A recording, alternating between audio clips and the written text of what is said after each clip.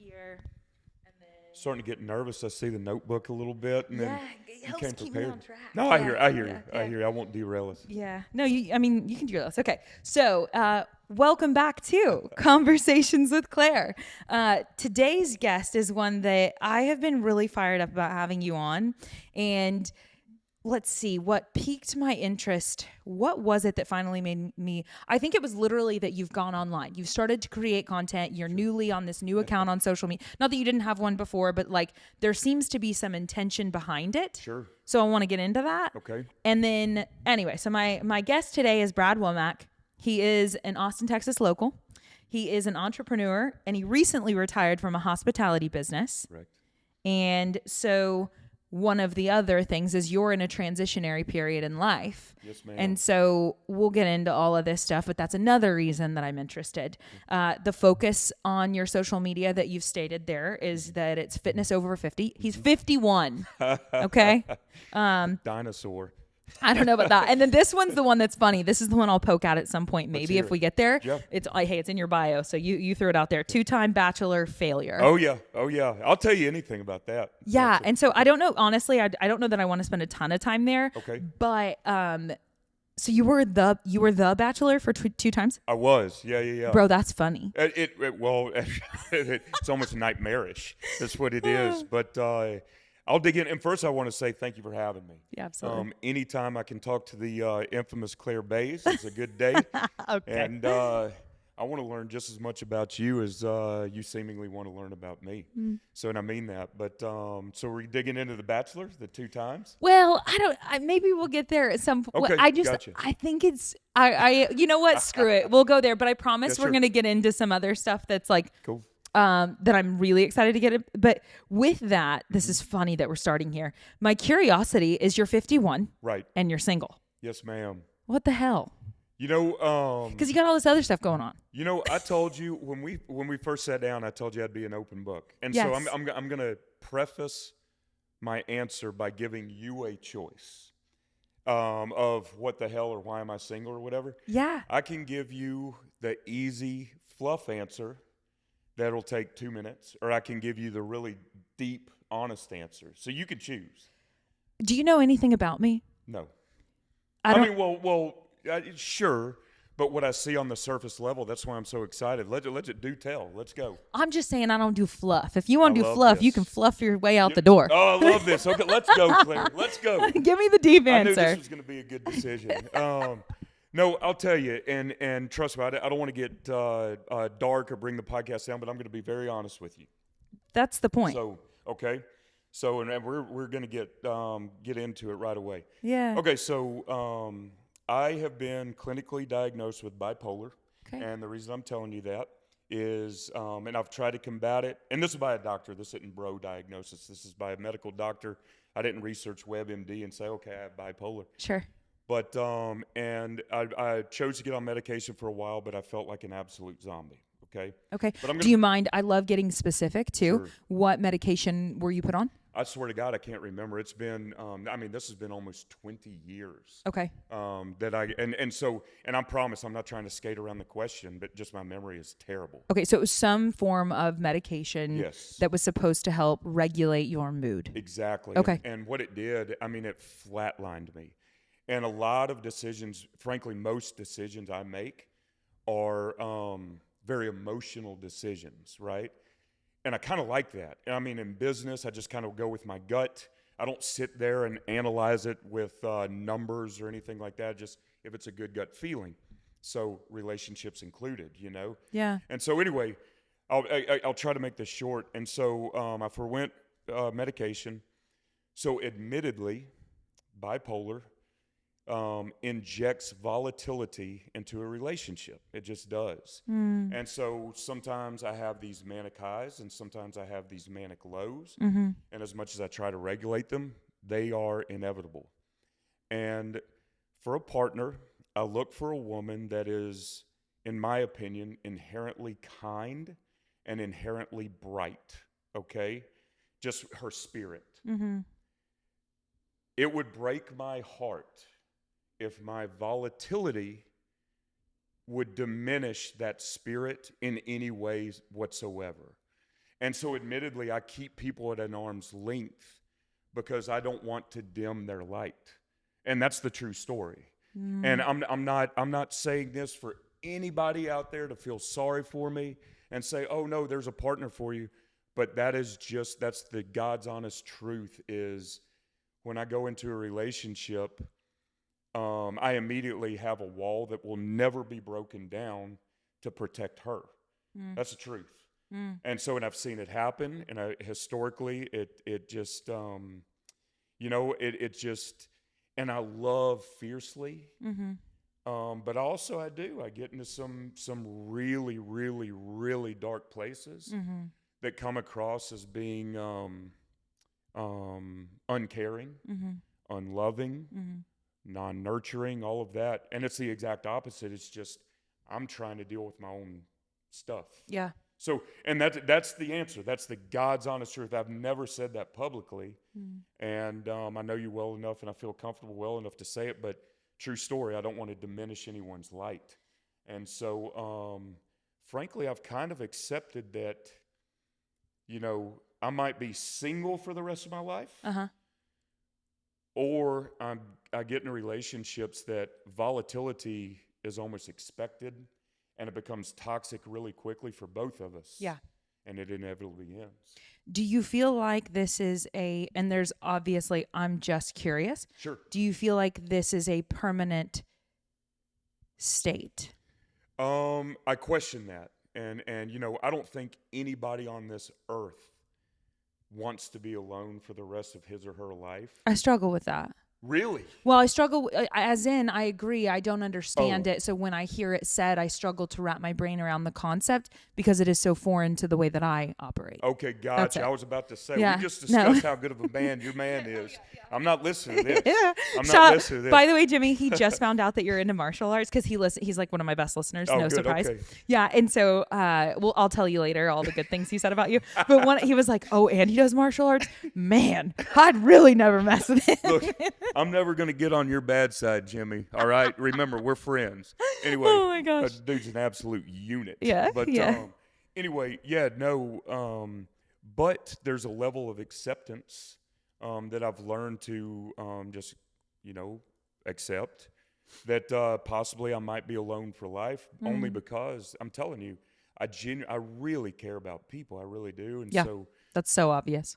thank you, and much less, hell, if I fall in love with a woman, I think I desperately search for ways to keep my light bright, Yeah. so to speak. Yeah.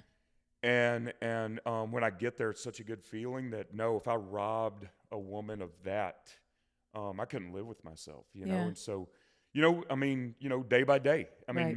maybe I stumble across a woman that, we're on the same page and learns to, okay, he's going through a bad time, and because it's uncontrollable. Right. It's nothing I can control. Yeah. So, yeah. Interesting. This is not apples to apples by any means, but one thing that Jimmy and I have definitely spoken about, publicly before, that I think is really cool. So yet again, I can't say that it's the same thing at all. He is an emotional guy. Yeah. It's fueled him to great success in many things. Yes. And he's very aware of that and open to say it publicly, So we've talked about, for me as a partner of someone who's emotionally driven, and I don't nail it perfectly, literally at all, but I try in moments when he's heightened for some reason to remember that one, we are not the same, and two, those are the things that are so attractive about him. All of those wonderful things that he has accomplished as a direct result of how driven he is by his emotions. There's going to be another side to that coin. Sure. And so yet again, I'm not saying that it's the same. I understand that it's not, but when emotions are heightened, I try to remember tools that I've been taught from other people far smarter than me, that that's a good opportunity for me to not do literally anything. Oh, I love that. Yeah. And so I don't nail it perfectly by any means, but it's cool because when it comes up, it's this makes sense. Yeah. He's lucky to have you. You guys are lucky to have each other. Totally. And that's what I meant about before. I mean, maybe, and look, I'm not saying hey, I'm just going to be this man that's alone. But I love, obviously, I mean, well, not obviously, but I love having a partner. I Sure. love having a woman in my life. Sure. And so I'm hopeful, you Yeah. know, and so I hope you guys recognize how lucky you are to have each other, to see each other's need or lack thereof, to be present, you know, and so, but there is damn sure another side to the coin, Right. whether it's bad or good. Right. And it's not a good thing when that coin flips to the dark side, you know? And so, yeah, I try to just protect whoever I'm with, and sometimes that means I'm not with anybody.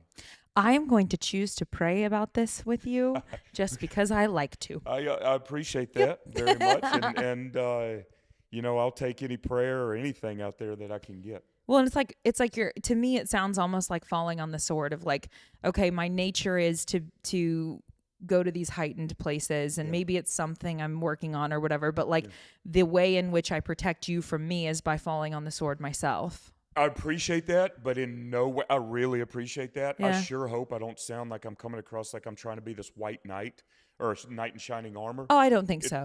Thank you very much. I mean, because damn sure I'm not a victim. Right. In real time, that's not how that works. No, ma'am, not at all. But, you know, it's just life. Yeah. And it's something that I've accepted. And frankly, I don't want to be in a toxic relationship. I don't want to wear each other out. Yeah. So it's something I kind of, you know, roll with the punches at this point, and maybe it'll work itself out. Yeah. That's a long-winded way of saying I'm crazy and I'm single. So, but I love it. I've had women in my life that have tried to be understanding, and totally.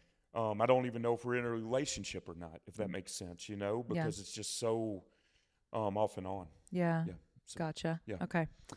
Well, I appreciate you being open about Absolutely. that. Yeah. And I don't know. And I think it's maybe the eternal optimist in me who just believes that like massive change is always possible, like at any age of life, you know? Yeah.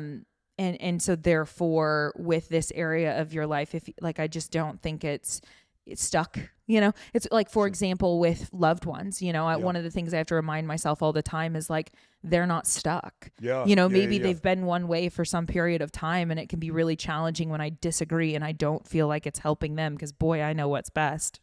But then, I saw the eye roll. right, yeah. But then also remembering that like, I don't want to put them in a stuck corner. I don't want to catastrophize for them, you know, like if I get to change, so do they. Yeah. And anyway, okay. So I like to, well, we typically start the episode with how we met, but we're way in now, but how we met. I got deep, didn't I? Sorry.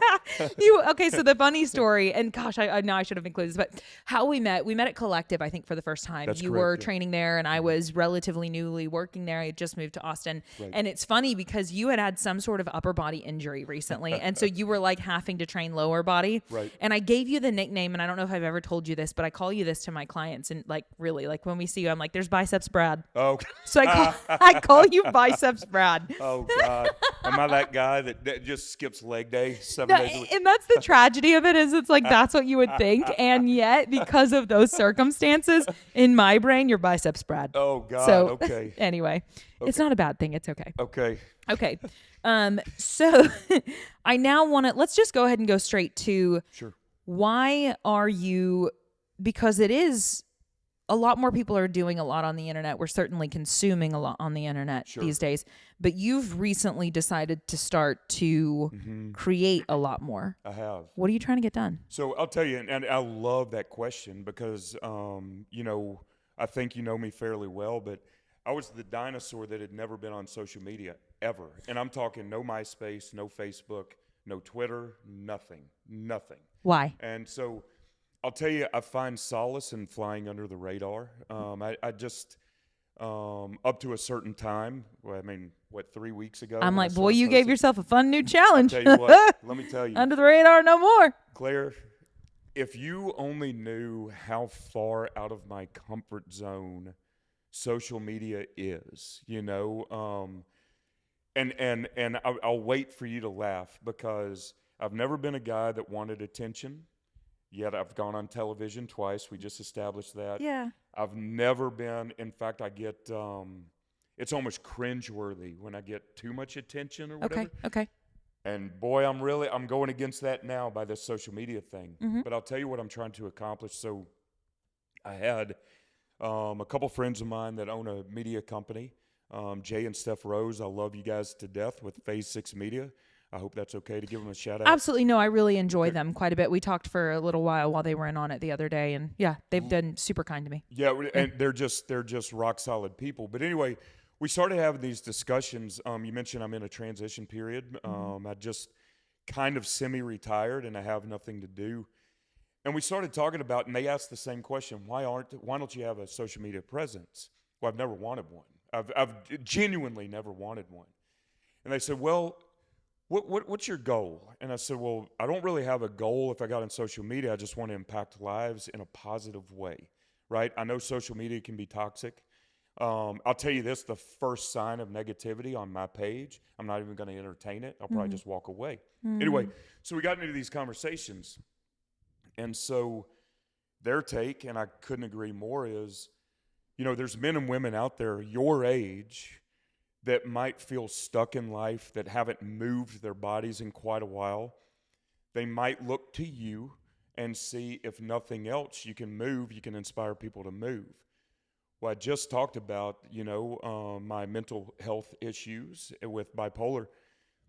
Movement and being physically active is a non-negotiable, because that's my antidepressant. That's my medication. Totally. If I don't check that box, I'm just done for the rest of the day. It's a strange thing. And so, and I grew up working really hard, blue collar labor. Blue collar. Anyway, so bottom line is this: movement to me is medicine. Well, you were working blue collar, so you're saying is movement is medicine. Correct. And you were even growing up, you were working hard. I was. And so if I don't do something to make me feel productive, it just puts me in a funk, right? And so I'm not doing it at this age. I'll admit, at 20 years old, I was in the gym to try to look good on the beach, right? At this age, ego is so far gone. It really is. It's just, I want to do this for myself to feel better internally. Long story short, so I want to target people over 50, maybe 45, 50. They're really comfortable in life. Their families are healthy and all of this. But maybe they just don't have the motivation to do something hard every single day, And hard might be a 1 mile walk on a treadmill at a 3 mile per hour pace. It doesn't matter. That's all relative. Right. But anyway, so I don't know, man. I just want to put a positive message out there that, with all of you guys, meaning, and I point to you, the coaches, the trainers, the experts, you put all of your information out there, right? I'm none of the above. I'm none of what I just mentioned. What I can be, hopefully, is a vessel to say, if I use your methods, I'm going to feel really good about myself, meaning I become more productive in my life, my relationships, my work, anything, my family unit, if I don't have one, but some people do, or most people do. And so if I can impact a life positively in one way, that's all I want to do. And I got to tell you, like I said, I've only been on Instagram, I think 3 weeks, 3.5 weeks. Yep. I say this so I was one of humbly. your first followers. I know, and I really appreciate the gratuitous follow. I know, look, I really, really do. I appreciate anybody out there. It wasn't a favor. So, well, I appreciate that. But I say this so humbly. At this point, I literally cannot count the messages in the DMs that have come across and said, both friends and strangers that have said, I'm paraphrasing, but this is exactly what I needed to see. I'm going to give one example that I mentioned the other day, and I'll again, make this quick, but this sums up why I'm doing this. This is long format. You don't got to sum shit up. Okay, I'm going to shut the hell up. No, I'm just saying, this is, you got time here. We ain't making it real. Okay, I appreciate that. Okay, fair enough. Now I know what a reel is. So, anyway, I'll sum up why I'm doing this, and this hits so close to home. I got a text message from a friend of mine. And I had posted, and Claire, I'm going to call myself out. It was a straight thirst trap. I mean, it really was. Cringeworthy, 10/10 cringeworthy thirst trap. Did you know when you were posting it that it was the thirst trap? No, Okay. not at all. Okay. I just simply posted, I swear to God, just saying, hey, I'm getting results from doing the programming that my coach gives me and from working hard. Yeah. That really is it. Yeah. But I got some messages like, one, are you going through a midlife crisis? And two, hey, this is pretty cool. But anyway. Love it. So I got a text message from an old friend of mine with that screenshotted. And he said, hey, man, long time no talk. I just want to let you know this has been my screenshot for the past 2 days. I'm going to keep it on my phone. He said, I'm 30 days away from my 50th birthday. I've realized I've gotten really soft. Again, I'm paraphrasing. Life is mundane, whatever. I'm using this. I just changed my diet. I'm going to start working out. I'm going to feel good on my 50th birthday. That friend was the first personal trainer I'd ever hired in my life.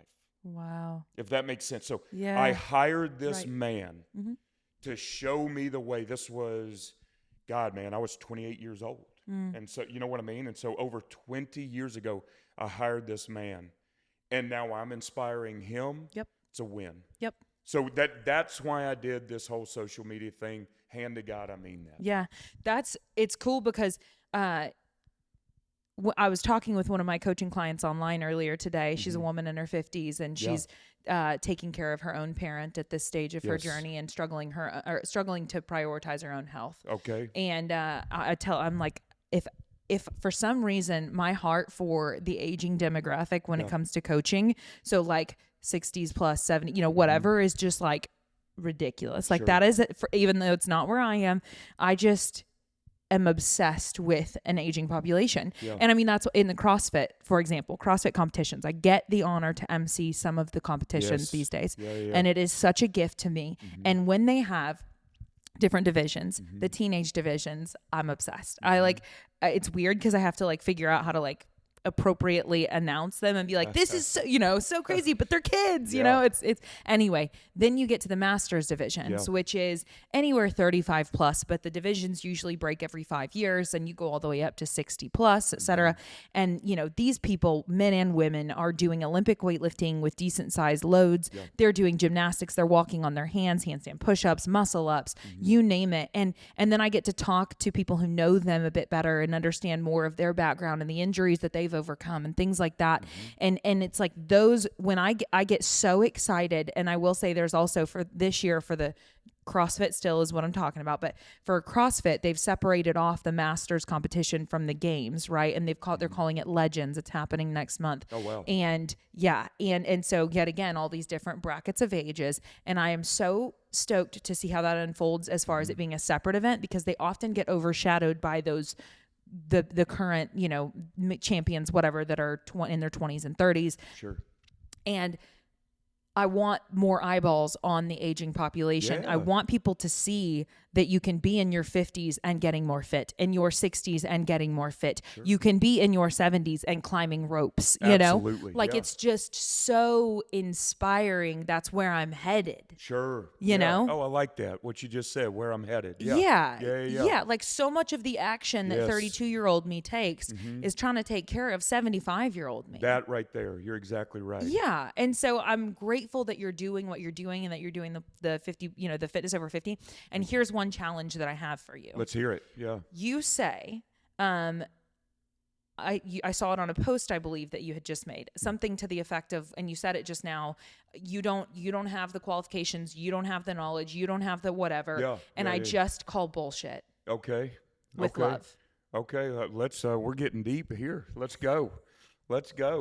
I just want to, so, as much as I respect the fact, Help me, Jimmy. Okay. All right. Anyway, go ahead. Like, I came here to be assaulted verbally. Both of you are too tough. I can't handle either one of you.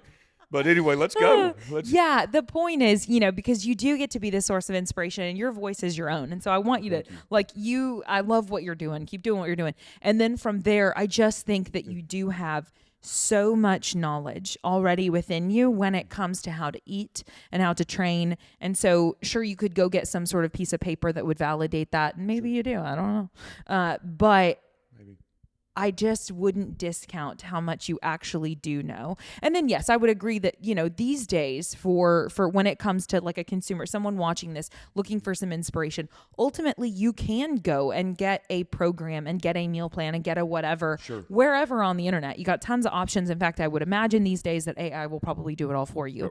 But the role of a coach is very, so there's this whole other like subset of, we need social support, accountability, and environmental design if we're going to make meaningful impact on habit change. Right. Okay. Yeah. So the environmental design, so like those are the knowing what to do is so often not the problem. It's figuring out how to pull those three levers in your own life to make it work. And that's where a coach comes in. Right. But even through the content that you're creating, even though you're not calling yourself a coach, you are coaching their minds in some way. Well, wow. I really, really appreciate that. And I think what I don't want to ever do by saying things like I'm not a coach is overshadow the work that each of you do, all of you do, the education, the hours spent studying your craft, and especially referring, of course, to my personal coach, Juan. Yeah. I've seen him. I don't know if you realize how long I've trained with Juan. A very long time. You could tell me more about it. I know that you've been kind of a day one with him. Yeah. Oh man. And I've seen him through various phases of my life, tweak the training, tweak the programming. And so I just think there's a craft involved. Totally. There's a for all of you. I want to include you. And so I think it's ultimately giving respect where respect is due. Yes. Okay. Yes. And so and that's what I mean. Now, if somebody came to me and said, "Hey, what do you do on arm day?" All day long, I'll tell them. Right. I mean, all day long. Right. But frankly, it's just repeating what all of you guys program for us. Right. So. And that's all I'm getting at. No, I love it. I appreciate that. Yes. So. And I think that, for example, I think Jimmy does a really good job of that as well. As far as, he frequently refers to whether it's Dr. Mike Isal as a, a resource for him that he's, friends with today. Yeah. Or there's another, of course, now I'm going to blank right this minute, but big in the grappling space that works with a lot of those athletes.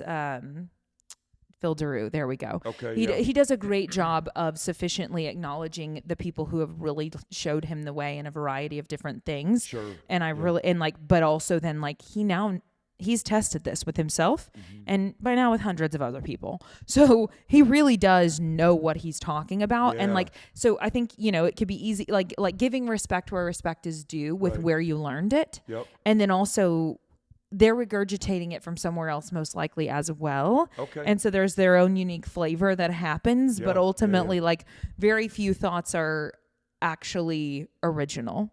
Oh, well, that's fair. Yeah. I mean, that's more than fair. Yeah. And that's just my take on it. But anyway, I don't know. I'm just like, you do know enough. Well, I appreciate that. And I promise I won't beat a dead horse. But the last thing I'll say that I kind of just thought of in my mind too is,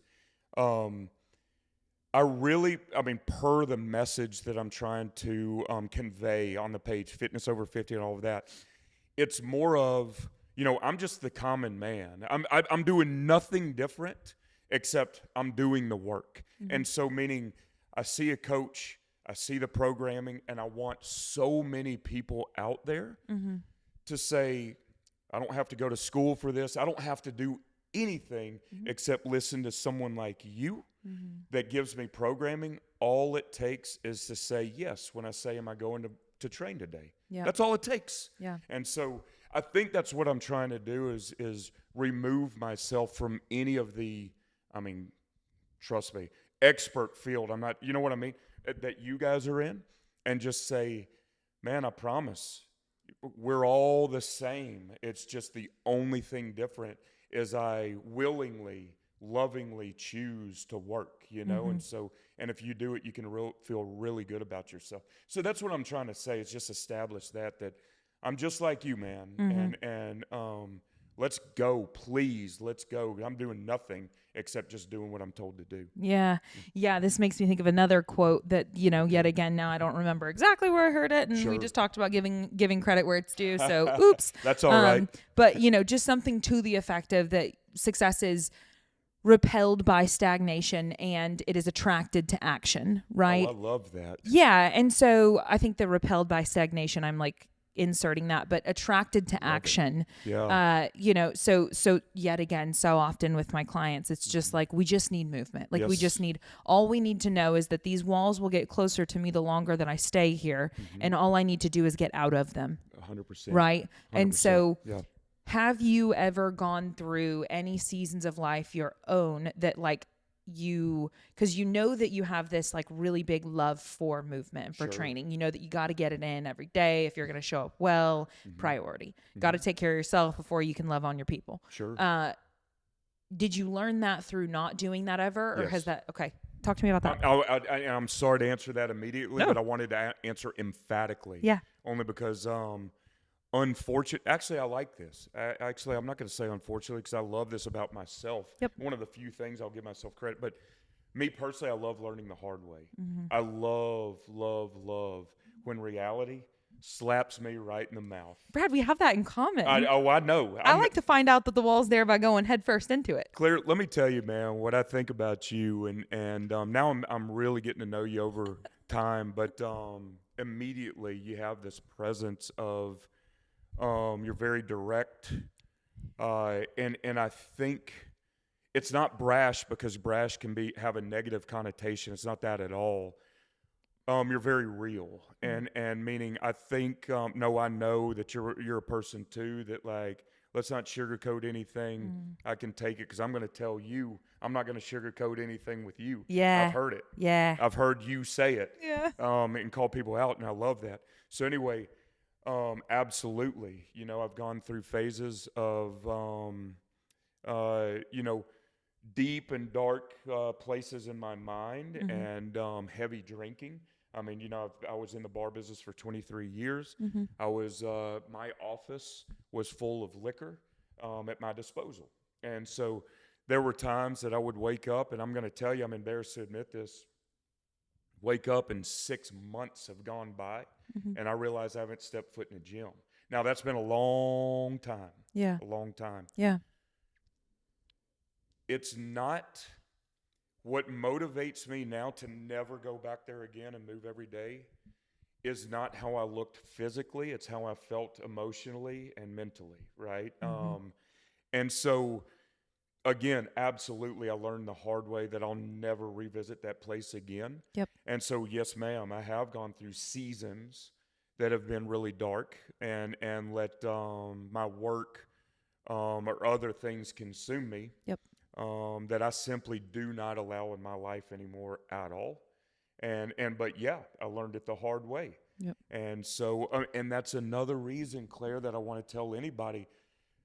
The majority of my friends are drinking regularly. The majority of my friends might go home and have, 4 scotch on the rocks, and then all of a sudden, that's a daily habit, and they excuse it or make the excuse of trying to escape from work life or the stresses. And man, I get it. And I was there. Yep. And so, once again, man, if I can tell people, I promise you, if you put that stuff down, when you come home in the evening and you've already trained in the morning and you kicked ass at work and your wife actually wants to hug the man walking through the door and your kids are actually looking at a bright-faced man that's happy to be present, maybe you want to play catch instead of chase the hangover you might have from the morning, your life exponentially gets better. I mean, I'm speaking from experience. And so I can tell you there were times I would hide in my little condo and not even want to answer the phone because I knew I wasn't being the best that I could be. Yep. And so that's the truth. So yeah, to answer your question, hell yeah, I'm speaking from experience. Yeah. Yeah. Thank you. Yes, ma'am. I think that those details are incredibly important to make someone relatable enough. And without them, it can be hard to see someone like you today. Sure. And to feel like there's any sort of similarity, but you hear something like that, and all of a sudden you're not that far away after all. Claire, we're all the same, right? We're all the same, and I trust me, I don't want to commandeer this, but it's this is your episode, bro. Well, no, this is your house, literally. So, but I do want to say this that we are all remarkably similar. And I don't care. I'm telling you, I've met CEOs of Fortune 500 companies and are friends with these guys that on paper look like, I want to be that guy. I want to be everything that man or woman is. And they don't have their shit together and have called me begging for help. Thank God. Thank God. I'm not calling these people out. Right. And so you would be shocked. Maybe you wouldn't because you're a realist. We would be shocked to see or feel how alike we all are and how we all struggle with some of the same things. And so anyway, if I can help anybody break out of that, that's why I want to do it. And so, I damn sure have had my struggles. Yeah. So one of my clients again, and then I'm going to loop this back to a question for you. Sure. But one of my clients I was within the past week having a conversation with who's going through a lot in life and having a hard time adhering to what they want to adhere to with consistency. Okay. And you know, we just talked about at the end of the day, sometimes it does require us to get like intimately aware, like get really intimate with what we have so much disdain for to know that we don't want to be there anymore. Yes. You know? Yes. Like for me, the amount of pain that I need to endure by my own actions typically or historically has needed to be quite high to make me change my behavior. Yep. Yeah. When you go on a 15-year drunk spree, hi, it's me. Yep. You know, it took something pretty dramatic to make me go, I'm pulling my life down on my head and I'm not going to make it, you know? Yes. And so my question for you to go back to, you say that there was 6 months when you didn't enter a gym where you would be hiding out in your condo and you don't even want to answer anybody. Sure. So when things did get dark like that, what were some specific actions that you took to just get the ball moving in a better direction? You know, I'll give a really specific action that turned into one of the most rewarding, the most rewarding event or whatever of my entire life. And this was recent. This was about 4.5 years ago. Okay. And so I had been on a run, man, and meaning drinking heavy. Okay. And I mean really heavy. And it was New Year's Eve. And I remember I was all alone in my condo New Year's Eve. And it had been about 4.5, 5 months of non-action. And just, I'll be honest, stumbling around my condo, didn't even make it to midnight, drank myself into a blackout drunk. I woke up New Year's Day and said enough. I looked in the mirror. I vividly remember how I looked that morning. And I mean just haggard. This man, I don't know this dude. Who is this dude? So anyway, I looked in the mirror and out loud, the bullshit stops. I swear to God above, the bullshit stops is exactly what I said.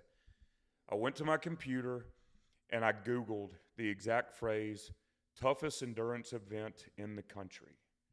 And something popped up. It was Sealfit Koro, okay? And what this is, and of course a laundry list of events, but this one hit home because I have such a profound respect for military personnel, men and women, much less Special Forces guys, much less Navy SEALs, because of mental tenacity. We got a lot of them around here. Yes, we do, and thank God for them. And so the thing about those guys is, yes, they're specimens physically. The mental toughness is something that I can't comprehend. And so, and I'd like to consider myself a pretty strong guy. But at that moment, I was my weakest I've ever been. And so anyway, I Googled this. Sealfit Koro is essentially civilians' version of Hell Week. It's a 53-hour event. You don't sleep. You fly out to California. The cadre is all either active or retired Navy SEALs. And on their website, they say, basically, this is not something you try. You don't try this out. You have to want it. You have to come up with a why. Okay? So anyway, I signed up for it right away. Signed up for it. January 1. January 1st. Now, the event, though, was, man, I want to get this right. I think it was July or August of that same year because you have to train up. Right. Yeah, but January 1's whenever you January said 1 is enough the first. of I signed up New Year's Day. It's not cheap. I think at the time it was $3,500. If you don't make it, there's no refunds. Oh, by the way, I want to make this clear. They have maybe a 25 to 30% completion rate, and they make no excuses. If you don't come prepared, I don't know what to tell you. Anyway, trained up for it, and so I'll make a long story short. I've already been rambling. So the first time I attempted that, I had trained up and everything. Bottom line is this. I've ended up securing, and I remember, and this is another important thing that I've said to anybody that I've talked to this about. It's not like a triathlon. Your family doesn't fly out to support you. You don't have crowds. There's no finish line. You don't know if or when you're going to finish. And it's so much mental strength and physical, and literally the hardest thing I've ever done in my life. Anyway, you get a coin that you can't buy that just commemorates what you did. And the most important thing to me, you get to shake the hands of the guys that just put you through hell because they respect you. Mm-hmm. Best handshakes I've ever had in my entire life. Bottom line is this. That changed the entire trajectory of my fitness journey. But it wasn't about fitness. It was about being a better human being, about realizing that I did something so remarkably hard, mm-hmm. and that my weak mind that allowed me to get in a 5-month slump of drinking and blackout drunk also took me through the hardest thing I could have ever imagined doing. Yep. And last, and I'll end on this, I'll never forget the feeling walking through the San Diego airport. After I had secured, I was beat to shit. Yeah. I mean, I quite literally felt like I had been in a car wreck, you know.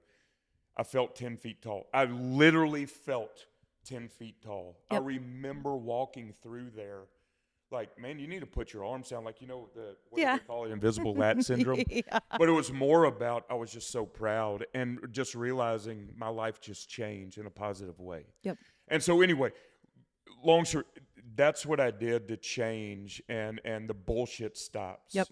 And so, man, I hope people find a way to stop the bullshit. Right. You chose an aggressive goal. Yes. You know? Mm-hmm. Another one comes up. But I too had to stand in the mirror. Yes. Look at that girl. And I remember I got into a program of recovery and it changed my life. And, as I was going through I get, 3 months sober, and then I get 9 months or 6 months sober, and then I get 9 months sober, and then I get a year, yes. And I remember those milestones and how important they were for me, mm-hmm. considering that journey with substances, specifically alcohol, for me. And at, I think maybe 9 months, I remember going at 0. I didn't recognize the girl in the mirror. Mm-hmm. I certainly didn't like her. Yeah. Yep. I knew that I couldn't trust her. Yep. And that's tough. That's a powerful thing. I'm going to let you finish. I don't want it. That's a powerful thing to say. Yeah. Yeah, it's true. Yeah. And it's so sad because I've always been very proud of being an honest person and a loyal person. Yeah. I love people, right? Yeah. But I had this mess going on internally where I just needed to dump a bunch of alcohol on my emotions. And I just needed to change my internal state so desperately mm-hmm. to deal with life until finally I no longer had anything nice to think about myself, and so that's scary. Yeah. But it propelled me to now, and I'm good with it. Right. Yeah. But so then all of that at 0. And then at 3 months, I still don't like her. At 6, I'm starting to get to know her. By 9 months, I like her. Yeah. And now I got all this other stuff. Like at about a year, my ego flared up real big and we had to put her back down, There's all sorts of other stuff, but it's a cool trajectory to think that you could just be spending years going downhill. Yes, ma'am. And then finally get fed up enough. And over the course of 9 months, go from I don't trust you to I like you. Yes. That's not that long. Let me tell you, that is such a powerful thing to say. And I'm going to sing your praises.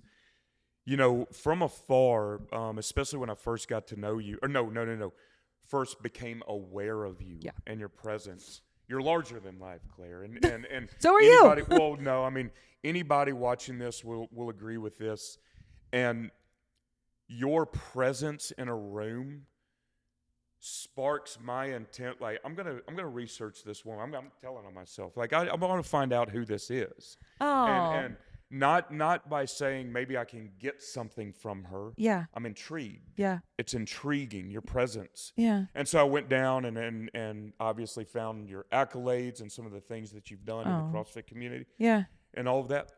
I'm just leading to a point.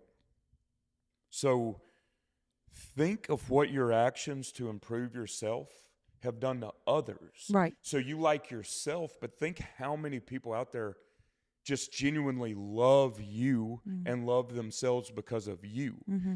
And so I want to make this clear. This podcast, as far as I know, isn't about overcoming addictions or alcohol or drugs. It's just simply being the best version of yourself. Mm-hmm. Yeah. And whatever that takes. Right. You know what I mean? Right.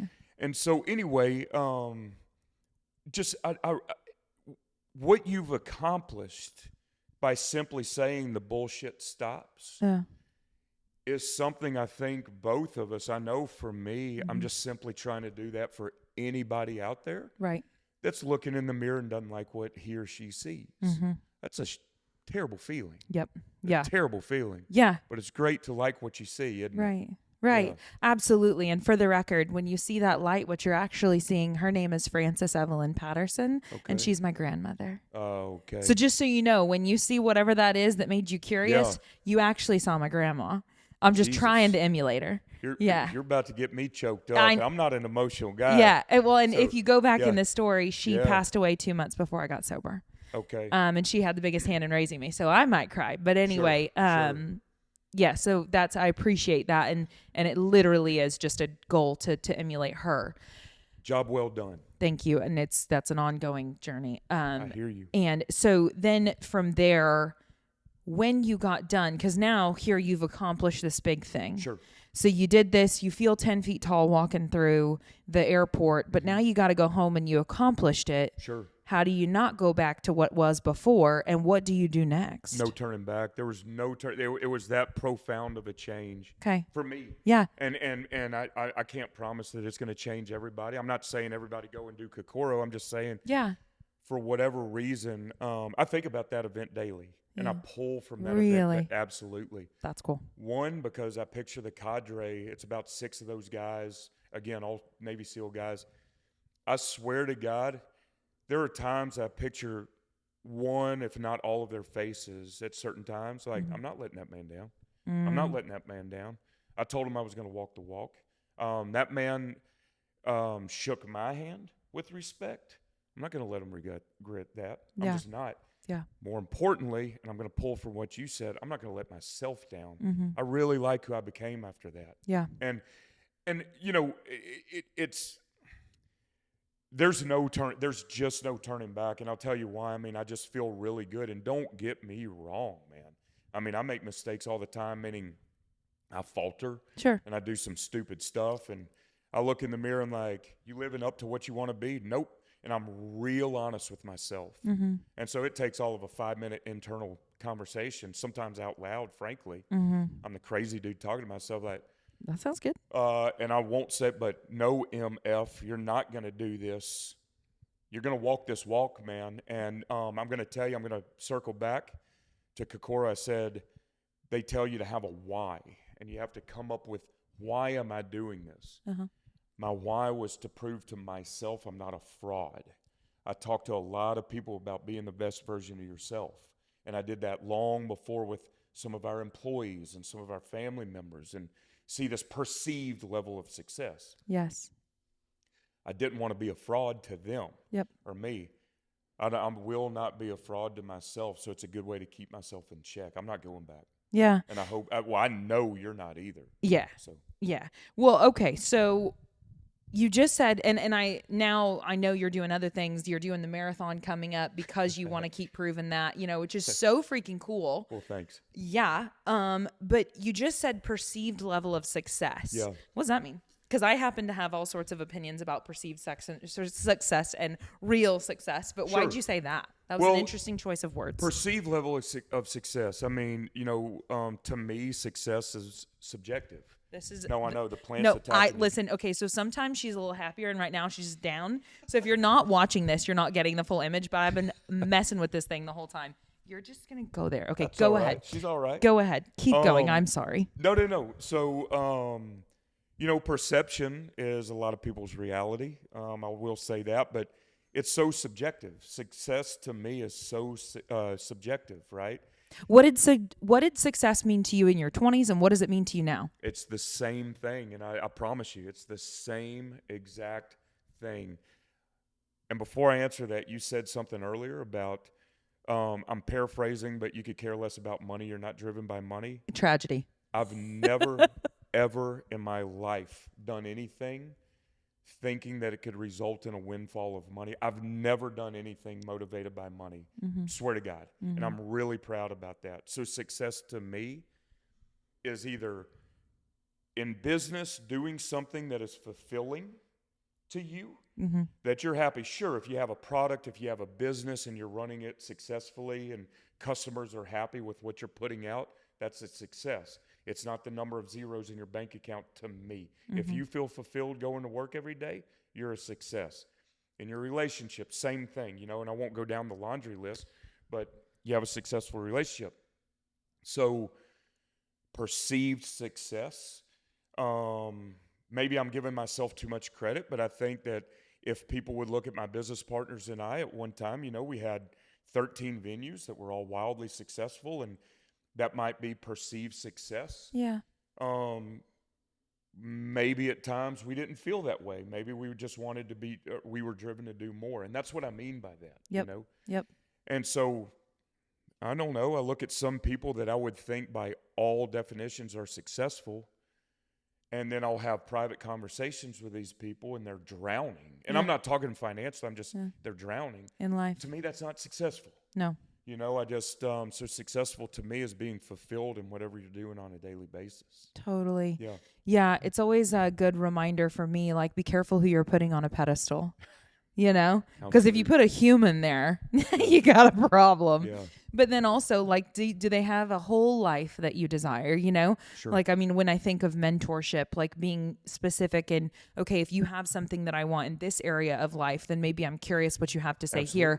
But that doesn't mean that that's just like a blanket across the board. Sure. But then also, what does the rest of life look like? What is being given up what is the cost for that success? Hit the nail on the head. I mean, because some people are so driven by money that they forget the other things. And maybe their family is just imploding. Maybe, their physical health might be tumultuous or whatever. You know what I mean? Right. And so, and I, like you, I'll look to all walks of life to like kind of cherry pick things I want to emulate.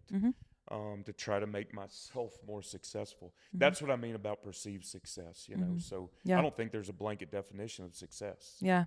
And then I think too, when I think of putting people on pedestals, this is kind of a tangent off, but it's something that's been fresh on my mind recently, just that, when it comes to putting a person on a pedestal, I see that they have something that I desire. I've been looking up to them in some sort of way, because we do have people to look up to, right? Yeah. But anytime that then I somehow develop some sort of a resentment towards that individual, that's often because my expectations were out of alignment with reality, and I'm expecting more of a human than they're capable of delivering, Good God. That's that's a very eloquent way to put that. Well, it's helpful. Man, you're sharp. I mean, that's wow. No, these are things that are taught to me by others. Hey, look. I mean, at least you're retaining that, because that sounded really good. Well, it just makes me think of, sometimes whenever I do I'll cop a resentment at something, at somebody for something, and then I'm like, well, there you go again. And maybe it's even a resentment itself, that would be a big one, right? How often have you got resentful towards yourself because your expectations of yourself were out of alignment with reality, and then you get to choose when it's you what you're going to do about that. That makes sense. Can I ask you a question? Yeah. Do you begrudge people of what you think is success? You know what I mean? Or do you, what I mean by this, resentment is one thing. Yeah. Do you find yourself, do you get envious of people that you think are more successful than you? Than you? So envy and jealousy, I want to be clear on the difference between the two, because there is a difference. Do Sure, you let's know hear that? it. Well, no, I think that envy, I could be wrong. There is a difference. We could pull out Atlas of the Heart and it would No, confirm let's it. not. Let's do Yeah. this. And well, I think that envy, there's a different, one of them favors like, hey, I want you to be successful and I want it too. Okay. And the other one says, I don't want you to have the success, I want it. Yeah, gotcha. You know, Yeah, and yeah, I yeah. think, but I don't want to get that wrong. One of the two. So the question from you is do I get jealous like I want what they have and I don't want them to have it? Yeah, yeah. Or I want what they have, but I also want them to be successful? Did I go too far there? No, not at all. And I might have asked too loaded of a question. No, that's for okay. my sake. Maybe it's jealousy. Do you resent someone for being successful and don't want them to have it? Do you find yourself doing that? If I think what that then comes to for me is like, I have to check then, like, okay, so I've got some judgment going on in the mix of here, That's you know? fair. That's self-awareness. Well, and so then, but then if I can recognize that there's judgment, then like there's something out of alignment with me. Like anytime I'm judging there you go, yeah. this is about me, not about you, you know? And so I'm not saying it doesn't happen. Sure. But trying to catch it when it does. And like, then it's just like, okay, if I'm say that, you know, for example, the area of life that I know, like relationally, I'm having a good time. Yeah. Okay. Yeah. I can tell. I'm happy for you. Yeah. And in my romantic relationship for sure, but with my clients, with my, not, you know, with the majority of my family, my mother and father got a great relationship there. Anyway, a number of different people, like I'm happy on that front. Right. Okay. Yeah. Spiritually, I feel fed. Okay. And I feel I'm happy there. You know, I take daily principled action to try to keep that cup full. Okay. Yep. So then if I look at like physically, I'm healing from the mold. I'm feeling pretty good, whatever. Life feels good. If there's an area of my life that is the glaring needs to improve, it's monetary. I need to get better at prioritizing having a better financial well-being. Okay. Yeah. Gotcha. Yeah. And so then I could be judgmental of myself towards that, or I could be jealous that someone else does it better. Maybe. That is extremely self-aware. Yeah, please continue. This is fascinating. Well, I don't know. But I can typically go like, okay, they're doing it better, and I might have some sort of reaction about like jealousy or envy or greed, or I don't know. But then it, like, I just have to recognize that everybody's so different too, though. Of course. So it's easy for me, like anytime I'm in judgment of anything, yet again, where is this about me? Yeah, you know, and that'll come in all sorts of different forms, but good like flare up of, am I just jealous that I want what you have? Am I judging you because I think that I know what's best? Yeah. Whatever. Anyway. I love that. I love that answer. I appreciate that. Yeah. What about you? No, I can honestly say, you know, I've never, you know, I say this quote all the time, and so I don't want to sound like a broken record, but I truly believe that comparison is the thief of joy. That famous quote. Totally. You know? Totally. I really do. Yeah. And now don't get me wrong.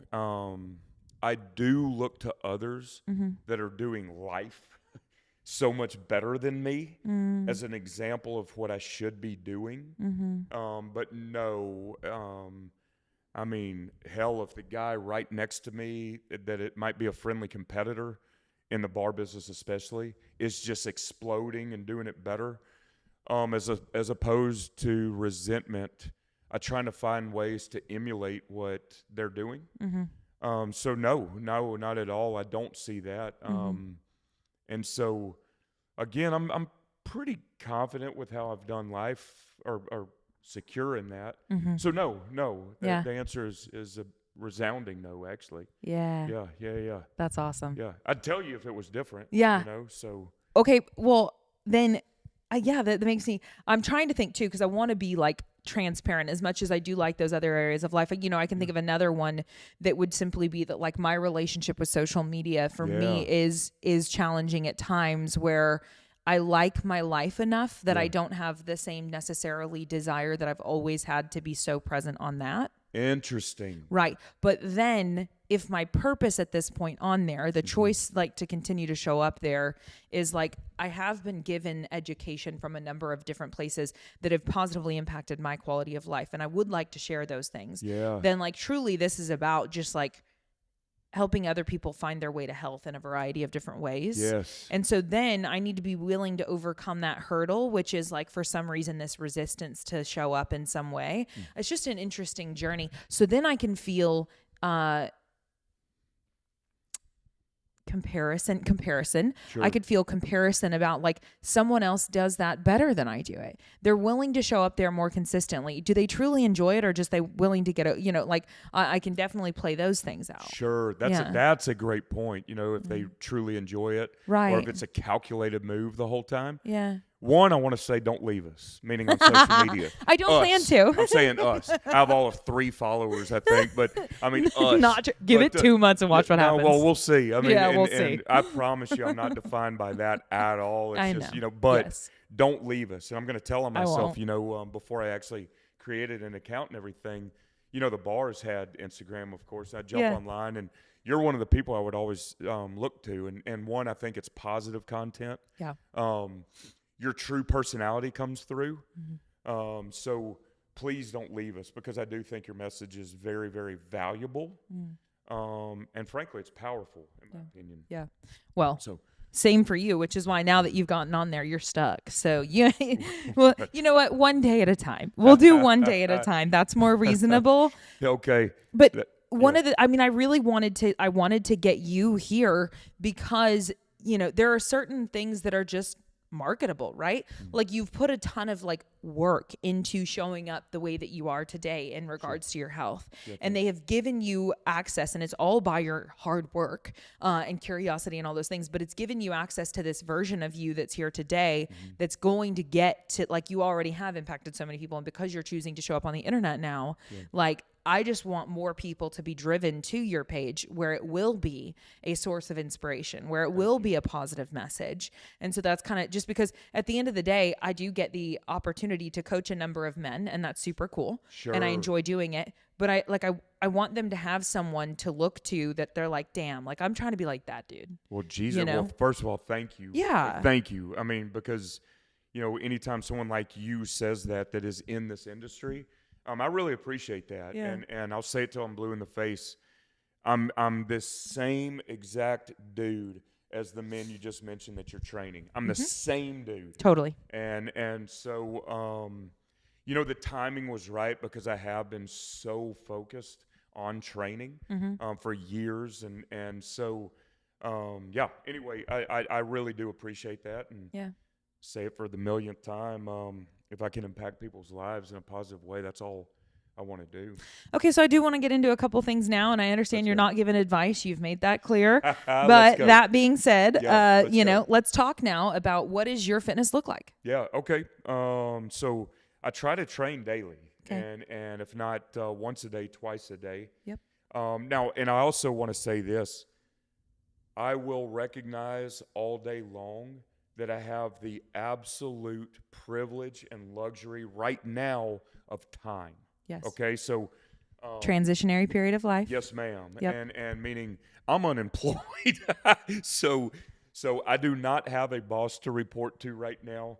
That hopefully will change in the near future. We'll see. I'll get into something, of course, but I do want to make this clear, because I'm sure anybody out there would say must be nice, when you have all the time in the world. And I agree. But I'm going to say this, even when we were in the bars and we were working, especially the last 4.5, 5 years, knee deep in it. I prioritized it. So that's what the message I want to send. Prioritize your health. It'll pay off. Well, one of the early things that made me, we had a conversation where you referred to like this being a transitionary period, and you just said something about like how essential to your well-being upkeeping these habits is. Yes. And so it was like, I just sold my businesses and, I'm figuring out what's next, and I don't know. Yeah. So now more than ever, it's always important. It's certainly important right now that I continue to upkeep my health. Absolutely. Yeah. And one, for mental reasons, but two, again, the blue collar thing, it's just ingrained in me to work. And so if that's my way of showing up to the quote unquote office, totally, I'm going to show up to the office, you know? And so and feel like I'm doing something productive. But so anyway, as far as fitness, yeah, once or twice a day, strength and conditioning. I don't want to be some overgrown oaf that can't move. Yeah. And I usually take Sundays off to rest. But I'll tell you one thing: it's almost zero alcohol. I mean, literally almost a zero. And when I say almost, I don't want to be a fraud. And so if I go to a dinner, say, with friends, I might have one, and that's it. But that's even few and far between, and it has served me greatly. My diet, I'm lucky to say, I don't really get tempted by a bad diet. And so even in my times of not being as active, I've always had a clean diet. And so I eat religiously clean. I mean, religiously. Try to train within a calorie deficit. And basically that's it. You know, it's So what does clean diet mean to you? Because that's pretty, you could go hold, and yet again, we know you're not giving diet advice. Sure. But what does clean mean to you? Sure, I'll tell you. So I hover around, and I know you're not asking about how many calories, but No. I try to hover around 3,000 calories, but it's all very high. I'd say 85% protein, believe it or not. Okay. Moderate fats and very little carbs. I'm going to up the carbs whenever I try to train for a marathon. But when I say clean, Claire, I just never cheat. I don't have the obligatory cheat day. Yeah. I just don't feel like I need it. Yep. I don't eat any kind of refined or consume any kind of refined sugars, anything like that. I mean, I drink mainly water. You know what? Anyone out there listening, I promise I'm not a robot. I really like living healthy, you know. Yeah. But yeah, I mean, we just talked about I'm kind of single or whatever. Any girl's like, I'm not dating this boring dude. He's a stick in the mud. But so no, I just forgo any kind of like bad food. I don't know what else to say. Yeah. But it's easy for me. Yeah. So and so yeah, it served me really, really, really well, and I've done that for years. Yep. And sure, I mean, sure, if pizza is the only thing to eat, I'll eat it and I'll love it, you know. But I just don't need bad food at all. And Yeah. so yeah. I love that. And I think it's funny, the boring thing, you know, that is an interesting thought to me, because you show up day in, day out as a vibrant individual who seems to enjoy your life for the most part. Right. So the idea to me that is then boring, you know, I struggle with that idea, because even boring, I mean, whatever, like how many people thoroughly enjoy their food, aka eat like shit with love, but let's call it what it is. Yep. And then do not enjoy their experience in their body, do not experience the emotional turbulence that they experience as a direct result of their, like, the idea to me that there is a healthy sedentary person, and I realize this may sound really controversial and potentially triggering, Sure. but also I don't disbelieve it, so it is what it is. Like, the idea that there's a healthy sedentary, I don't understand that, Sure. because what we get from movement is quite important to our health, you know? And then also, I don't understand how you're not crazy, because I'm crazy and I use it, you know? Well, I'm damn sure crazy. Right. So anyway, I don't know. It's funny to me, because the idea of boring, and I'm like, yeah, but you like your life, and like you do a lot of activities, and you have a social, like, how is that boring? Claire, I love that you brought this up, and I'll tell you why. I can't say this emphatically enough. I love my life. Yep. I love my daily routine. I love my daily lifestyle. I love the person I am when I'm checking the boxes. You know, when people talk about taking the vacation to Cabo, and, well, you're on vacation and blowing off steam, that's not fun to me. And it really isn't. And any time that I try to force myself to do that and I'm in it, by lunchtime, I'm regretting it. You're anxious. Absolutely. Yep. And so I love the fact that you acknowledge, when I say robotic, I'm just kind of giving people an excuse to call me robotic. I mean, hey, I get it. It's a routine. You know? And if it's so far from where you are today, it can feel like, Yep. what? Well, it's funny because people all the time on it, and I love that community. Me too. Oh, I know you do. You are that community. Thank You are that community. I'm a part of it. Yeah. People can relate because they'll ask, hey, what are you up to this weekend? And the answer I give all the time, oh, it's going to be an active weekend. Saturday, I'm probably going to train a couple times. Sunday, might do yoga and then do contrast therapy, right? And that's a common conversation at On It. Yeah. Whereas, my bar crowd friends, who I love to death, Yes, are looking at me like, what have you become, man? I mean, and now, granted, I was doing a lot of that stuff in the bars. Yeah. But anyway, I'll bring this back around and repeat. I love that weekend. Yep. I mean, that makes me happy. That serves me. Yep. And so, and I migrate towards crowds and people that kind of share that mindset, And that's why, frankly, your community that you've built, they built it. Yeah, they built it. Yeah, yeah. Yeah, we plugged in. Okay, fair enough. Yep. And sure, I'm a transplant too. But that particular community is home. Mm-hmm. It's home. Mm-hmm. And so I feel like, okay, I feel understood. Mm-hmm. I feel understood. And so anyway, I'm going to say this one last time. Scratch the robotic. I love who I am on a daily basis, and no one's going to rob me of that. I'm not going to alter that for anybody. And so, because I'm showing up as my true self every day. Yep. I really like that. Yeah. Yeah. For some reason, it does also remind me, and if you listen to this podcast very often, you've probably heard me say something to this effect before, but, you talked about your bar crowd and your fitness health crowd, and they're kind of separated, Yes, ma'am. Right. There's this disconnect there. And I remember when I was just bar crowd and I was trying to get over here, Yes. And I remember there was this whole section of time of just like, well, I don't really fit in over here yet, but I don't want to be over here yet. And so I'm just kind of in this lonely chapter, But yet again, if we time horizon that out, it's not that long. No. And how much will it be worth in the grand scheme of things? And so then there's also just the encouragement, and you are a wonderful testament to this. I tell people all the time, and so if you're listening and you need a reminder, let me remind you as an expert in the health field today, I know that when the person that does not feel comfortable in the gym comes in, they have the biggest right to be in the room. Like they belong there more than anybody. Yes. Yeah.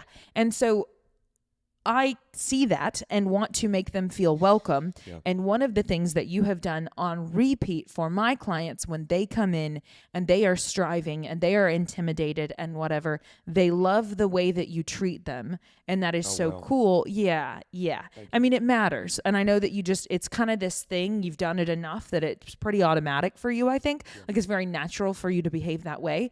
But it means so much to someone who's like, I don't yet know how to do any of this well, and I'm pretty freaked out, and all of you look like a bunch of units. And then this guy that's like #goals is telling me, I see you putting in the work, it means the world to them. I appreciate that. I really do. And it all goes back to hopefully what people pull from this podcast, this particular one, is that, and I'm going to put myself in your category. Yeah. Cautiously, only because I know I don't belong. I know I know the hierarchy here, but it all goes back to I simply want to make people feel the best they can feel and impact their lives. Meaning, heck yeah, if I see anybody kind of looking around and a little intimidated and like, what am I getting into? I want to let them know, hey man, you're doing it. Yep. Half the battle, actually more than half the battle is done because you walked through the door. Absolutely. You showed up. Absolutely. And per On It, again, I'll make a story kind of quick. When I first joined On It, I was intimidated as hell. And I'd always been active. I mean, I always had, but not on the level of On It. I just haven't. I vividly remember, I wish I could pull up this email, but I lost it a long time ago. And I emailed John Wolf, and Ty jumped in. Yeah. Okay.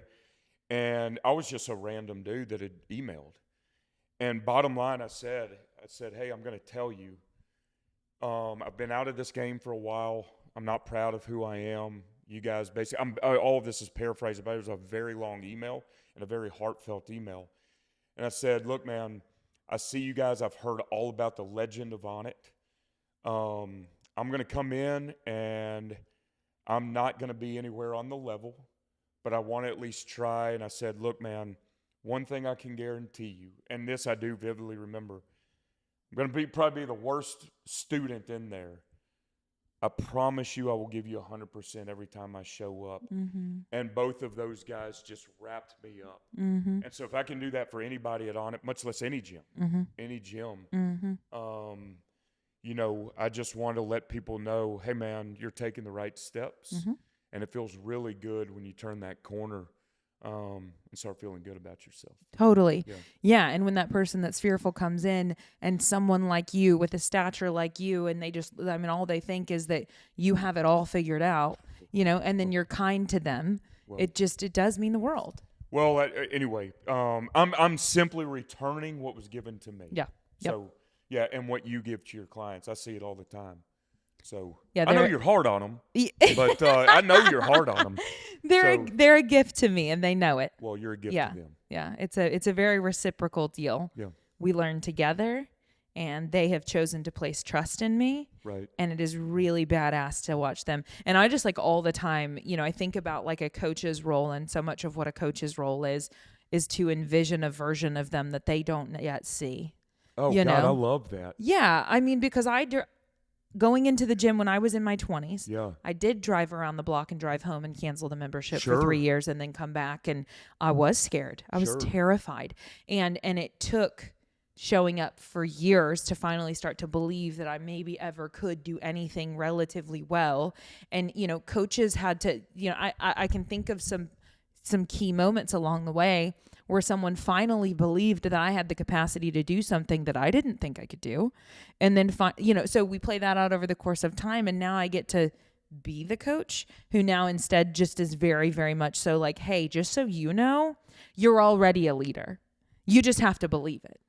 I'm sitting here kind of taken aback, and only because, I mean, you know, I won't repeat what you just said because it's so powerful, but meaning you were your clients intimidated, scared, lost, all of that, and now you're an expert. Like, and so were you, though. Anyway, thank you, Yeah. thank you. Yeah.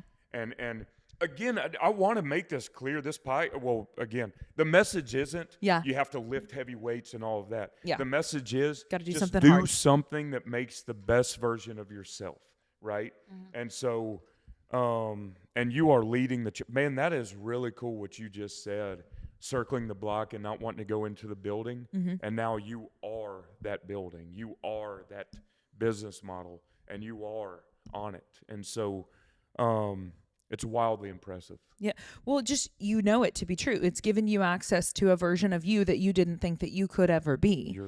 So how the heck could you not want to like make sure that other people know it's why you're getting on the internet? Yeah, well, sure. I'm trying, man. Yeah. And I'm really trying. And if I get messages like I referred to at the very beginning of this podcast You keep doing it. continuously, Yeah. I've won, Claire. Yep. I mean, I really have. And it's not a game. You know what I mean? Was there any sort of like hurdle to you getting it? Like, as far as I know that you were not on any social media or anything like that. Let's talk real quick then about like have you had any, you're only a few weeks in? Like 3.5. God, you're such a baby. But yeah. In many ways. But okay, so what have already been some of the things that you've had to like navigate that have maybe been hard? Because I think there are actually a lot of people who would love to create more and are very afraid of judgment. Oh, sure. And are very afraid that they'll put something out there that maybe won't be perfect and it will be criticized. Of course. And, you know, whatever. And so what are some of the early struggles that you've had to kind of face and overcome? So I'm glad you mentioned that about you know, struggling on not wanting to face criticism, right? So we mentioned being on The Bachelor. If there's ever a way to develop thick skin, go on national TV and just wait for the comments to fly. I mean, you know, and so I think and the only reason I'm bringing this up, I think the finale of my first episode or first season had like 20 million people watching. The reason I'm telling you that, try to please 20 million people. It's impossible. And so you talk about getting my ass kicked. And so bottom line is this. I learned a long time ago, I want to be authentic, okay? And so it's not even a hurdle. It was more of an absolute matter-of-fact way of doing this thing whenever I decided to go on social media is, if nothing else, I'm going to be authentic. I don't want to be disingenuous. And so I'm laughing only because I'm going to start getting embarrassed. But the shirtless stuff, I've never trained shirtless at On It before, ever. I've never taken off my shirt at On It before all of this. And I was advised that that's the only way you kind of see results, I mean, it really is. And trust me, man, does it feel good to get good compliments? Hell yes. Hell yes. But I'm not doing it to be told, hey, you look great. I'm doing it to be told, holy shit, hard work pays off. Anyway, so that was one of those things. Mm-hmm. And some of these things that we post, I'll admit right now, my finger shakes before I hit like post or whatever the button is. I'm kid you not. I love it though. I kid you not. Yeah. But I look again. So why do you click post? Your finger's shaking. Why do you click post? Why do you do it anyway? Well, one, because of the positive comments that I've received on the first few posts, the text I referred to about, dude, I don't know what you're doing, but keep doing it, and you're motivating me. You know what I mean? Mm-hmm. And so, hand to God, I could care less about like trying to meet some Instagram model. You know what I mean? And I think you've been through enough versions of that. Do you need more? I don't know. No, I think. Well, do you? I mean, come on. I mean, well, I know you're Jimmy. I'm telling you. Look, I know you're good, buddy. I know you're good. That man is a handsome man. Yes, he is. Anyway, the internet's so weird. My disconnect is real when it comes to any of that. No, I hear you. Yeah, I don't know. So I don't want to derail this. Yeah. I'm trying to answer your question. The fear associated with choosing to do it, your of course shaking finger, choose to post anyway. Because so I guess then because then we get concept, and I want to get practical with any sort of actual like actionable stuff. So you want to be authentic. You had season 1, 20 million viewers. You got a lot of hate, a lot of love, a lot of whatever. Developed thick skin. Sure. You did another season, you crazy person. Sure, I know. I've not seen either, and now I actually kind of want to watch because because I kind of want to laugh, and I feel like I'll laugh. It's so old. I'd be like, exactly. It'll be such a different version of you because we get to grow, and it'll kind of be like, wait, this is Brad? You know what's so funny? I think it's like 720p. It's not even 1080, much less high def. Okay, never mind. I'm not watching it. You don't want to watch this. You don't want to watch it. That's There's your selling point. So the quality of the picture is shit. Don't do it. No, you don't want to watch it. Okay, so you develop thick skin, etc. But then I think it can be very easy to come into something before there's a lot of eyeballs on it and feel like you want to be authentic and be authentic. And then when eyeballs show up, it can get a little weird. And I'm only speaking from my experience with this. And it's not everybody's. And trust me, I just had a guy on a few episodes ago. His account is Fit to Serve 1. Do you know who I'm talking about? His name is Evan Slaughter. He is big in the CrossFit space. He's lost nearly 100 pounds in the last year. Oh, good for him. But he started to create content. Yeah, he literally overdosed and everything. He has made his journey's crazy. And he started making just downright hilarious content. He has just chosen to lean into the hilarity of his he's got a great sense of humor. He makes skits. He's so funny, and he's been a fitness influencer while on this massive journey. So of course the whole time he's received all sorts of feedback of people who love it and love his relatability. And then people who are like, you got weight to lose. He's like, yeah, no shit, thanks. And he's doing it. Yeah, good for him. But he shows up consistently. He has the whole time, and it's been wildly successful, and he continues to be the same person. Right. And I admire it from him. And I'm like, you talk about emulate. And I'm like, how did they not get swayed by wanting to please everyone or whatever? So with the authenticity, are there any things that you do, any frameworks that you like refer to regularly internally to keep you on the path when all this external stuff comes, whether it's validation or criticism or whatever? No, and I'm lucky only because I stopped looking for validation in others a long time, or from others Yeah. a long time ago. Yeah. I mean, I really did. And I swear to God, that's not an arrogant statement. Mm-hmm. That's a statement. I'm old. I'm confident. You know, I mean, I don't have anything to prove to anybody. Mm-hmm. So, and I want to sing Jay and Steph Rose's praises once again. And Yeah. I'll tell you why. Whenever we first discussed going online and all of this, they were adamant about two things: authenticity and if I'm actually ready to do this. Does that make sense? So, meaning if you're in it, you're going to be in it. Meaning, and are you really ready to put yourself out there on a consistent basis in the whole 9 yards? And it was such good advice. It sounds simple, but it was such good advice because it made me really analyze, okay, am I ready to really put myself out there? Once I said yes, then there was no turning back. And so as far as content goes, yes, sometimes I think, would I do is this really representing who I am, right? And most of it, again, like the thirst trap stuff is just so far out of my comfort zone. But I'm telling you, those specific images are the ones that are getting the most attention, and it's not the superficial stuff. Yep. It's like, Jesus, buddy. Yep.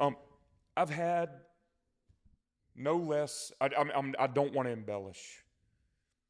45 to 50 people hit me up about my meal prep. Chef Rudy, Chef G. Yeah. Right? Yeah. Sent them his way, and they're coming, Chef. Just get ready and get on his meal plan. I've had so many people ask about, do you drink alcohol? I've got to know this. Nope, I sure do. So stuff like that. So that's being authentic to my message, you know? And so there's no doubt I'm going to start getting hate. I'm not going to entertain it anytime. Yeah. And so, I mean, get locked and loaded. I mean, Yeah. I can take it, man. Yeah. I'm just simply not even going to reply to any of the hate. That's a positive page, and that's it. And so That's how I've chosen to deal with any of that stuff. I was going to ask, do you get hate? Not a lot, but a little. Do you? I do. Because you've got a huge following, and that's why I mentioned the viewership of the show. When you have that many people paying attention to you, Yeah. you're going to have critics. Yes. But yes. anyway, so you get some hate.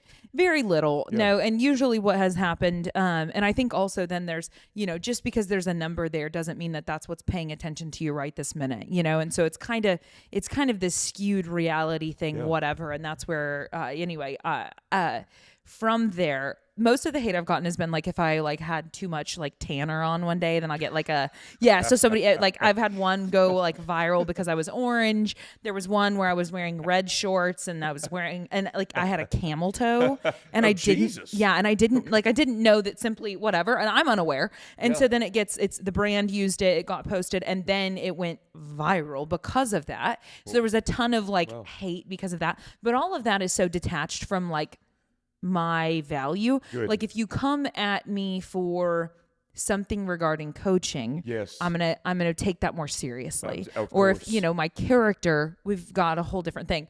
Like those things I can genuinely just laugh at. I'm like, yeah, whatever. It is what it is, Yeah. But other things I would have a harder time with. But yet again, when the hate does come, I guess there's been more recent hate.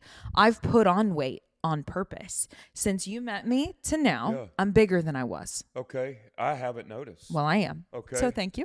Except for you can totally notice. Anyway, I've been trying to like put on size in my legs and just in my lower body in general. Sure. And so I've posted some stuff about like, hey, here's whenever I was 9.8% body fat on accident, which I didn't mean to get that lean, but I was really controlling some stuff. And anyway, I was little. Yeah. And then I've been intentionally putting on size because for my health, that's something I desire doing. And this is something I've prioritized. And so I've had some hate in regards to like, hey, you looked better when you were littler. But then with that, I've just used it to make other more viral content to explain why muscle mass is like really good. Thank you, because you just helped me. So like spin it for good. I love. And even with that, it wasn't like I did black out their names when I used it. I'm not trying to go shred people. Like I don't fight with people on it or anything like that. But I have like with those things, I'm like, well, let's unpack this further. Why did I choose to go ahead and go gain weight? Well, it was because it was good for my health. And that's a priority to me. Well, again, for what it's worth, I mean, I see you almost on a daily basis now. Yeah. And I didn't notice. Yeah, I mean, you've thanks. always looked to be the epitome of health, whether you were, per your description, way too lean. Yeah. Or what do you feel better at? I'm still I've got to give grace to the fact that I've got the mold stuff I'm healing from. So it's pretty tough for me to tell. Yeah. I feel very strong today. I can only imagine. So I mean, I feel good. yeah, like good. Okay, good. Yeah. And I mean, I think as a woman, Yeah. it's hard. In fact, it took seeing that number, and it also just full transparency. I lost my period at that time. And so that's an indicator as a woman that often, maybe some stuff is not going quite as well as you want it to go. And so and then seeing that low body fat, that's below a number that would be like sustainable for health on a hormonal front for a woman. Yeah, and so gotcha. for that reason, I then went, oops, I think I maybe took this a little too far. I felt good. Like, I remember I had a coach that was like, the hungry dog runs the fastest. And I kind of don't mind running a little bit like low on, I've gone through seasons where I've gotten a little too small. And then I've gone through other seasons. So anyway, in this right now, I enjoy what I like, my experience of training. Like, I feel empowered. I don't feel lethargic or anything like that. Yeah. Good. I hope so. Yeah. And again, I'll mention the fact that I said, I don't look for validation from anybody. I hope you don't either. And I always get it confuses me in a way, in a good way, when people get so caught up by other people's opinion, especially online. So, okay, people are telling you were too lean. By whose definition of that?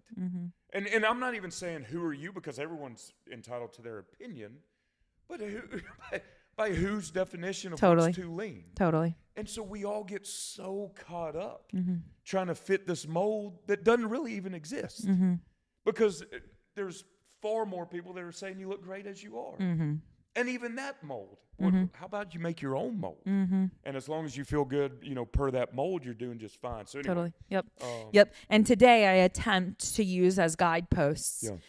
You've got people like Gabrielle Lyon, Dr. Gabrielle Lyon, right, who are preaching muscle-centric medicine and explaining why, when it comes to injury and illness, two of the things that are the biggest problems for humans, then the more muscle mass that we have on us, the better we are to be able to deal with those things. So then, therefore, that's a priority for me. Well, I also really love my CrossFit training, because it takes me through very broad ranges of motion at different speeds, and it does so many different things to where my tissues supporting my joints. I mean, I'm very mobile and strong and stable. So I love my bodybuilding type stuff. I love my slow eccentric stuff. I also love my fast explosive stuff. I want to be as capable as possible to deal with life when it happens. And so those are my choice of guideposts, which means I'm not going to be bodybuilder lean. Like bodybuilder on stage lean. And I don't want to be, but anyway, but that can be also, then you could go down a whole other rabbit hole as a woman on the internet of that is highly marketable. If I were to be leaner, I would actually sell more, but then would I necessarily be like representing health in the way that I feel is best? There you go. And then you're almost dipping your toe into the waters of coming across as disingenuous if it's not true to what you really want to be and who you want to be. And so that circles all the way back about this whole intent or your intention of what you're posting. Right? Just be authentic. Right. And then the one other thing I do want to say, since I brought that up, and then I'll round out that thought, is just simply that when I say bodybuilders step on stage lean, I am not discrediting or anyone else's choice to do that. I think there's a ton of discipline built into that. I know many women who I have tremendous respect for who compete currently, have in the past, will in the future. And I am not sitting here saying anything negative. I'm simply saying that my message of health and whatever is what it is today for me. And I have tremendous respect for everyone's journey. You're entitled to that, right? Anyway. That's well said. Yeah. Okay. Is there anything that we didn't cover that you feel like is important to cover? No, I'm only laughing because we covered it all. I mean, right when you said, okay, and go, I dove into some really deep stuff. Yeah. But Claire, I got to tell you, no, and I appreciate the questions. I appreciate the platform. Yeah. And I was just excited just to talk to you, and so I do admire your expertise, and But no, I think it's pretty well rounded. I mean, you could tell me different. I'll tell you anything. No, I like what we covered. The whole point was I want to drive more people to tune in to you.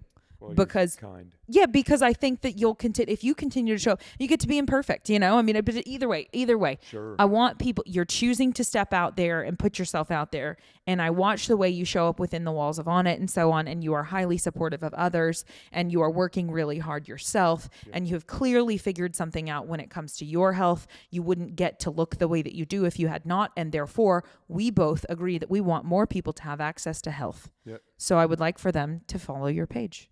And that's it. Thank you.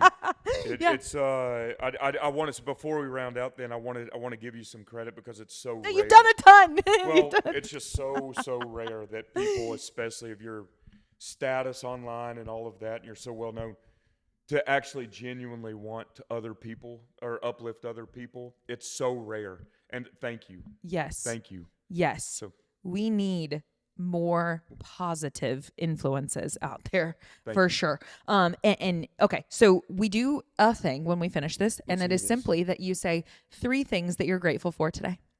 Oh God. Okay. I'm grateful for my family. My twin brother and my little brother. I couldn't live without them. Period. Yeah. I'm grateful for my health. No doubt about it. I'm not talking about aesthetically. I'm talking about internally. Mm-hmm. And right now, today, and this is a powerful thing to say for me, I'm grateful for my positive mindset because that's a fleeting thing for me. And I think I know some of the work I'm doing is contributing to that. Yes. I am grateful to have a positive mindset. Like, you have no idea the gratitude for that. Yeah. Dude, keep going. Thank you. Ooh, I can't wait to watch. All right.